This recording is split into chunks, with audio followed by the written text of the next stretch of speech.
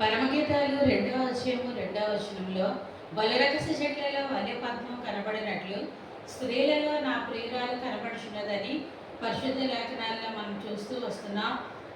బలిరకస చెట్లకు అదేవిధంగా వల్లి పద్మం కోసం ముందు భాగాల్లో మనం ధ్యానం చేస్తున్నాం. ఈరోజు 2వ లైన్లో చూసినట్లయితే స్త్రీలలో నా ప్రియురాలు కనబడుచున్నది.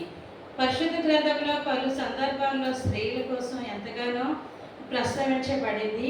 స్త్రీల యొక్క బాధ్యత కూడా ఇక్కడ పలుమార్లు పరిశుద్ధ లేఖనాలు తెలియజేస్తూ వచ్చినాయి.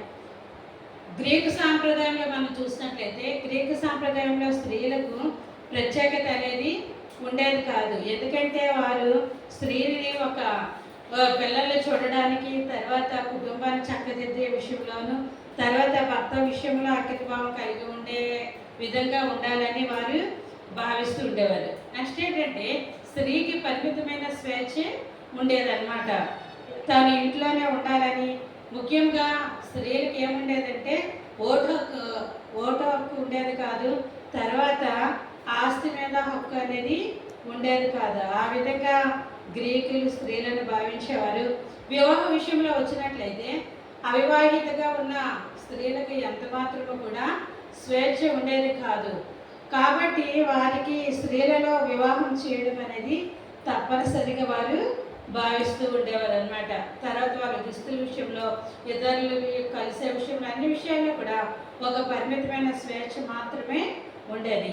అదేవిధంగా హెబ్రీ సాంప్రదాయం మనం చూసినట్లయితే హెబ్రీలు కూడా ఏ విధంగా స్త్రీలను భావించేవారంటే స్త్రీ ఒక ఇంట్లో వరకే పిల్లలకి భయభక్తులు నేర్పించే విషయంలో కానీ, మతపర విషయాలు నేర్పించే విషయంలో కానీ, లేకపోతే విద్యను నేర్పించే విషయంలో కానీ ఇంటి వరకే పరిమితం. తను బయటికి రావడం కానీ, బహిరంగంగా మాట్లాడడం కానీ ఉండేది కాదనమాట. ప్రతి విషయంలో కూడా భర్తకు అనుకూలంగా భర్త చెప్పినట్లే ఉండాలని, సమాజ మందిరాల్లోకి వెళ్ళడం కానీ, దేవుణ్ణి ఆరాధించడం కానీ అలాంటివి కూడా ఎక్కువ అవకాశాలు ఉండేవి కాదు. అయితే అటువంటి పరిస్థితుల్లో ఉండగా దేవుడు ఏం చేశాడంటే మనకు ఒక ప్రత్యేకమైన స్థానాన్ని కలిగించాడు. ఆదిలోనే చూసినట్లయితే దేవుడు ఆదామును సృజించిన తర్వాత ఆదాము ఒంటరిగా ఉండటం ఆయనకి ఇష్టం లేక వారికి సాటైన సహాయక స్త్రీని నిర్మించున్నాడు కదా. ఆ స్త్రీని ఏ విధంగా చేస్తున్నాడంటే ఆదాము ప్రక్కటెంక నుంచి చేసి ఉన్నాడు. ఆదాముకు గాఢ నిద్ర కలగగా ఆదాము ప్రక్కల నుండి ఒక ఎముకని తీసి తను ఒక అందమైన సుందరమైన స్త్రీనిగా దేవుడు సృజించినాడు. అందుకే అంటారు కదా, ఆదాము మట్టి అయితే అవ్వమ్మ గట్టి అంటారు. ఎందుకంటే ఎముక చాలా గట్టిగా ఉంటుంది కదా. అయితే నెక్స్ట్ ఏంటంటే ఆదాముకి దేవుడు తలలో నుండి ఎముకని తీసి స్త్రీని నిర్మించలేదు. ఒకవేళ ఆ విధంగా నిర్మించినట్లయితే ఆదాము మీద స్త్రీ పెత్తనం చెలాయించేది. నేను నీ తలదండ చేయబడ్డాను కాబట్టి నేను చెప్పినట్లు వినాలా అనే విధంగా ఉండేది. ఆ విధంగా రాకుండా ఉండడానికి దేవుడు ఏం చేస్తున్నాడంటే ఆదాము యొక్క తలలో నుంచి స్త్రీని ఎముక ద్వారా నిర్మించలేదు. అదేవిధంగా ఆదాము కాళ్ళలో నుండి ఒకవేళ ఎముకని తీసి ఒక స్త్రీగా నియమించినట్లయితే ఆదాము అనొచ్చు, నువ్వు నా కాళ్ళ నుండి తీయబడి ఉన్నావు కాబట్టి నేను చెప్పినట్లే నువ్వు వినాలి, నేనే గొప్ప అని ఆదాములకు కూడా ఆ విధమైన అహం అనేది వచ్చి ఉండేది.